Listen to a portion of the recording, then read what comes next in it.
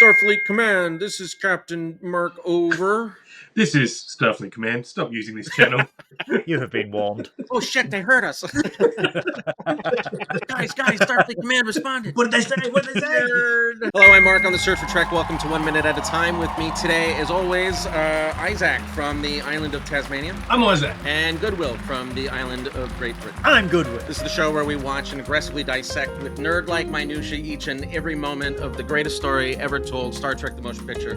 Like it says in the title, 1 minute at a time.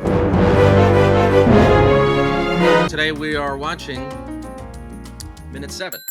Yes. Last week was pretty exciting. Almost too It was exciting. almost too exciting. There was torpedoes, evasive action, Clouds. and really intense music. Characters. Klingons, specifically. Scared Klingon. We're going to start watching this at minute 7. If you want to watch it with us, you can't do it on YouTube. You can do it on our Patreon, though, with all the shit that's down there. But since you're watching it with us on YouTube, you'll see a synopsis of this in a second. Our synopsis, 60 seconds. What happened in minute 7 of Star Trek the Motion Picture? We have had the Klingons Got a bunch of Klingon ships who are turning the hell around. panicking, running scared from a mysterious cloud. The end of the beginning of this battle the Klingons are fighting with Space Storm Cloud. We get transported. Is it a ship? Is it a A station? beautiful shot of some super advanced... Mysterious satellite / space Is station. it a research vessel? It could be anything. Federation space station, just floating through space. Dish thing in space. And then we see someone An astronaut. Dave from Space Odyssey. riding what could only be described as a version 1 Exicon. Flying across the camera. Who knows where he's going? I don't know. Where is this? What's going on? Hopeful music is suddenly playing. We're no longer getting the basic. And we hear all this chatter like, oh, 1069, our USS Columbia over sending cryptic And we packets. see humans. First dialogue in our native language. English speaking. They're watching the space battle that the Klingons are having on little television screens. Klingons are running scared. What are they fighting? Unknown. They do not know what they're watching or who the Klingons are fighting. What? That is a cliffhanger. That was minute 7. What is one word that encapsulates that minute for the both of you? Unknown. Unknown. Okay, mysterious. She did say unknown. Goodwill, what about you? You got one word? Yes, I've just said it. Izaak, what about you? You got one word. Exterior. What? Exterior. Exterior. As an outside. If you want less syllables. My one word is English. Because for the very first time in this movie, someone has said something in the language that I learned to speak as a child. Up until now, we could have been watching it with the Italian. Yeah, right. Double, we wouldn't know. What surprised you about this minute, gentlemen? I'm surprised that the first people that we see that appear to be Federation is still not our crew. So we're fully at least 8 minutes into this movie. If this is minute 7, or is this? We have 7 minutes? watched 8 minutes. Okay, so we've watched 8 minutes and we haven't seen any of the top 10 characters in the movie yet. That surprises me. I thought our first reveal of Federation life would be the Enterprise. That's surprising. I think you're right. That is a surprise. What surprises me is that, to contradict Izaak, we get an expansion on Federation life. We don't see the main characters 8 minutes into this movie. We get to see more humans and Starfleet officers than just the Enterprise crew. Because let's not forget, all the way through Star Trek, it was a very limited range of life outside of the Enterprise, of Starfleet life outside of the Enterprise or 1 or 2 star bases. We get to see this remote communication starbase and all these ship names and space jibber jabber building this world in this movie to say, well, it's not just the Enterprise, we've got the Columbia, we've got this, people need to go do this, and this dude's rocking around on a space exocomp doing repairs, and people are walking around an administration building, and there's new uniforms. This is Star Trek, but this is new Star Trek. It's a world of Star Trek. It's not just But the Enterprise. that doesn't contradict what I said. That's saying the same thing, but a lot more eloquent. And No, better. it's a contradiction. Get used to it. Drama is what sells, drives ratings. We are contrarians here. That was a terrible thing to be surprised by, Captain Goodwill. Yeah, fuck you. Yeah. You're what a dumb thing to say. What surprised me about this minute? I think what surprised me the most, but there's two things that surprised me about this minute. The first is that I understood way more of the jibber jabber than I recall. I don't recall all the specific jibber jabber things being said. I don't recall it being understandable. I guess maybe I wasn't. I've never watched this movie like this before, where I had to desperately pay attention to everything so that I could figure out if there was something to actually talk about. So I was surprised by the jibber jabber being so understandable, and I was also surprised that this is the first time that I realized it was Dave from 2001: Space Odyssey. It took Captain Goodwill saying it out loud for me to be like, oh my God, that's Dave. Good morning, Dave. Are you saying, though, are you saying through 1 minute at a time in the search for Trek, you are gaining a new appreciation for this I'm movie? gaining a new appreciation for how much work it takes to talk about 1 minute of Star Trek every week. It takes all week. But think of it this way, guys. Think of it this way. By reviewing 1 minute at a time, we are finding these new little nuggets of information, these new things that if you'd have just watched the movie normally, you would never have been able to see. We are nitpicking, we are analysing the very minutiae of this film. Yeah. We are forensically analysing this movie. Yeah, nerd minutia. The nerd minutia. What's the nerd word for a microscope? Telescope? Whatever that is, telescope. It is really fun to watch this and desperately try to find something to talk about, because it really does make you appreciate all the little things that you would normally never see. The thing is, as well, if you watch this movie without breaks and just watched it as a 1.5 hour thing or 2 hours, whatever it is, you wouldn't talk at all about anything that happened in the first 7 minutes. We've been recording this for 51 minutes. I mean, this is minute 7, so it's our 8th episode. That means that we've spent at least 8 hours talking about the first. Do you have any notes? This is a pretty excellent minute. What notes, if we were going to remake this movie and we're sitting in a Hollywood boardroom, what notes do you have to improve this? Look, it's really, really cool to have Dave on the Exicomp flashing from our screen right to screen left, but this is Hollywood, man. This isn't just some sort of arty movie that we watch in black and white. This is Hollywood. We want the Exicomp to go faster. We want it to be louder. We want it to be a chase. We don't just want like Exocomp motorcycle chase. It was too slow. Look, guys, you know me. You know what I love. And immediately what I'm going to say is we need more ships. The space station was beautiful. It was unique. I need more ships. I need to see the Columbia. I need to see NCC, whatever. I just need more on the screen to proper go, oh, this is Star Trek. Oh, look at that ship. Look at that ship. That's a Miranda class. That's a Dreadnought class. Oh, look at that one. I want to be overstimulated when I first see something Starfleet. Give me more ships. I have to agree with the both of you that there could have been some more action. I think the relative tranquility of this scene was probably intended to break up the intense action scene leading up to it. But that action scene wasn't so intense. It was a little submarine-y and slow. So this being all serene, and even the station looked like an angel.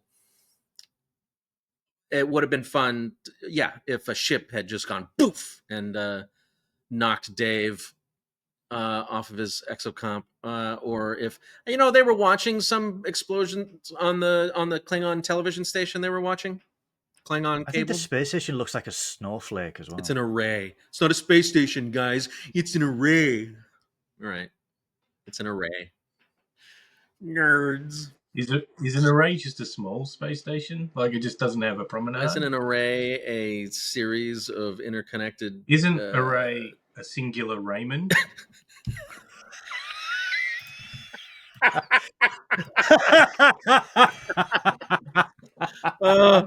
Oh my god.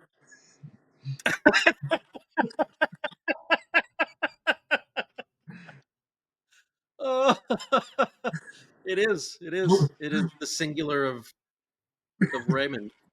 What's a group of Raymonds? A group of Raymonds is Rays. Rays. Rays. Hero of the minute. What or whom is the hero of this Dave, minute? the astronaut. He is the hero of this minute. This dude is floating free in space on the back of an exocomp. Come on. He is the hero. Look, Dave, don't get me wrong, had a good minute, but he is nothing without the exocomp and the exocomp technology. Dave is just walking without that. So the exocomp device that can transport Dave around and let him have fun outside of the office-like, I guess, trappings of the array. He gets to get out there and have fun because of I was going to say that the hero of this minute was the Klingon television station that everyone on the array were watching. They were watching the Klingon war movie. But now I have to say that my hero for the minute is Izaak for his Ray is the singular of Raymond joke, which is the best joke I've heard in weeks. So, why is this minute the best minute so far? Well, we get English-speaking characters for the first time in 7 weeks. We don't have to look at subtitles. We don't have to interpret what is going on. We get actual context of what is going on. And that context is unknown. Unknown. Also, the Epsilon 9 space station was a 23rd century Federation outpost communication station. An array. It's a weird way of saying array. It's a nerdy way of saying array, guys. Why was this minute the best so far? Well, I mean, we keep coming back to it. The fact that I can understand it. The fact that I can understand what's being said. That's fun for me. I like that. It's also...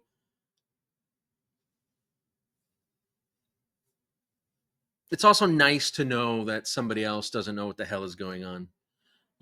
With her saying unknown, it's like, oh, thank God. I don't know what's going on. What are they firing at? Why? Where are they going? Are they turning? They're turning. What's going on?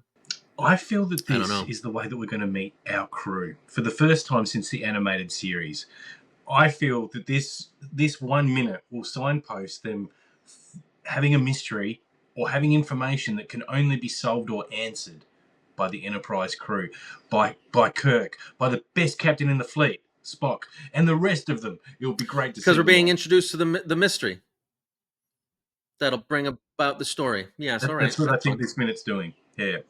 Nice. That's really thoughtful. Oh, thank you. Just full of surprises today, Izaak. You've never said that to me before. Thank you. But let's be honest. Let's be honest. When something is unknown, who are you gonna call? Ghostbusters. Spock. Kirk. Yes, I'd call Spock. Starfleet Command. Starfleet Command. Did we learn anything this week? We learned that exocomp technology existed before the episode of TNG Quality of Life. This has been something that's been in existence by the Federation from at least 1979 or a future date. Like 2020, whatever they do when they do future dates, or just a star date, because we don't know what dates mean. But it wasn't Data fighting for exocomp technology that started it all. It was Dave, who was just going to the canteen or something when he was because he was sick of filing on the array. Yep. Yeah. I thought you'd be a lot more impressed than, yep. What did we learn this week, Goodwill? Well, again, we learnt that Dave survived the events of 2001: A Space Odyssey, joined Wow. Starfleet, and decided to go to the Epsilon 9 space station Array. Hooray. Space array. One Raymond. to let me finish, to float around. I thought you said it was in English, not Finnish. Yeah, I thought so too. Yeah. Yeah. God.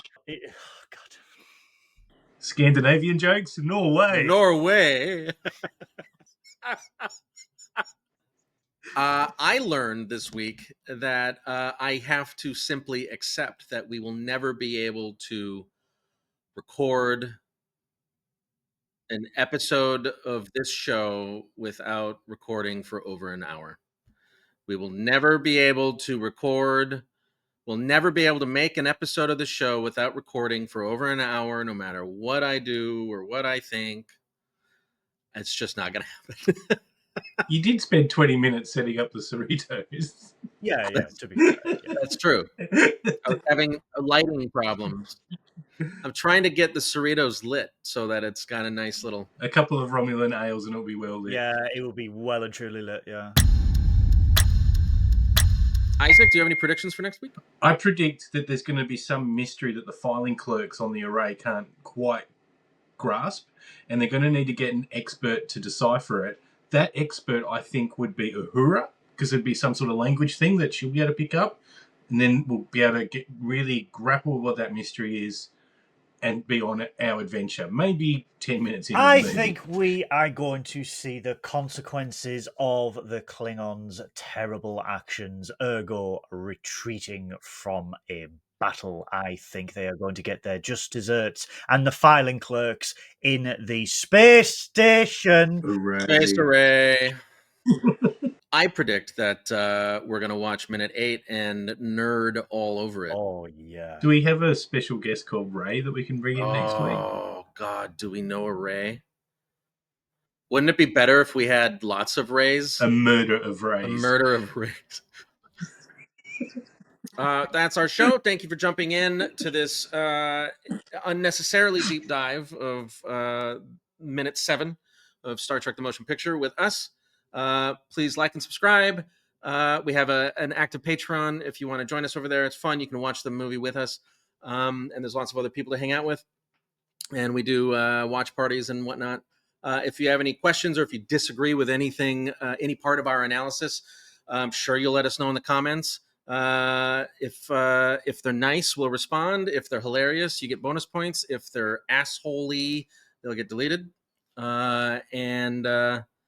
We especially like being corrected. So if you find something we've said, array, I got a feeling space array is going to be a heated. I'm Mark on the Search for Trek. I'm Izaak. I'm Goodwill. Go climb a rock. Exterior. Oh, no. English.